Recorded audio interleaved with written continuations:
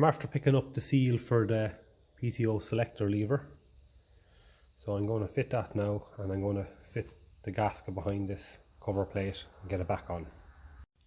That's it tapped in there now. So let's put it back together and get it back on.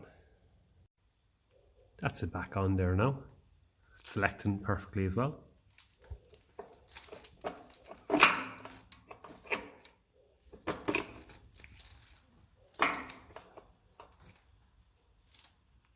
So another job done, and hopefully no more leaks.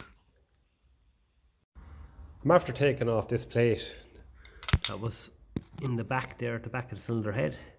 So this is the end of the water distribution tube, and it's a brass tube that runs the length of the head, and there's certain holes in it along the way, and it distributes the water more evenly from the water pump.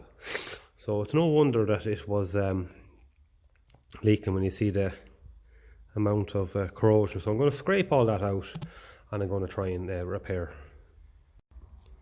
You can just see the hole through it there. So I'm after putting it into the shop blaster, and now I'm going to do is I'm going to put down a sheet of sandpaper and run it over and back just to get it level, and then I'm going to repair that hole in there. This is basically about as level as I can get it. I don't mind not being able to cut all around that rusty bit with the sandpaper, because the gasket will take it up. So I'm going to start filling in there with a bit of JB weld, and I'll get back to you when it's done.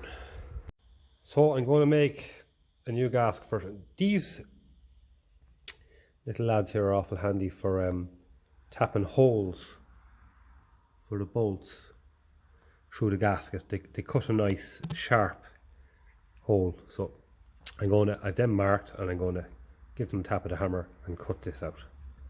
So this seems to be a new gasket, but I think it's a bit skimpy considering this is the size of the piece that needs to be sealed. So I went ahead and made it my own gasket. I have put plenty of Indian head in behind it, and because that bit is sticking out, I filled it full of Indian head as well on top of the JB weld. So we'll see now as this seal.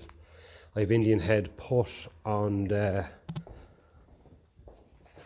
back of the head gasket as well. So I'm just going to smear that around with my finger before I put on the gasket. So that's the plate back on. I didn't over tighten them. I'm going to leave it there overnight before I attempt to water in it, and then if it doesn't leak, that's half the battle. What I'll be able to do then is start it and get it up to temperature, and that'll be the real test. So I just want to make sure that JB weld has plenty of time to go off. Now another job I'm going to do now that I have this space here is I'm going to try and address this.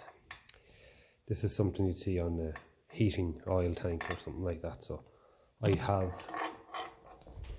a new piece of pipe here that I'm going to bend into shape, and I'm going to attach that to the carb and get it coming out here. So this has to go. It's just horrendous looking. It was fine just for getting it running and stuff like that. So that'll definitely be one of the other jobs. And I see the new pipe replacement for that is over there as well. So okay, that's what we'll be doing next.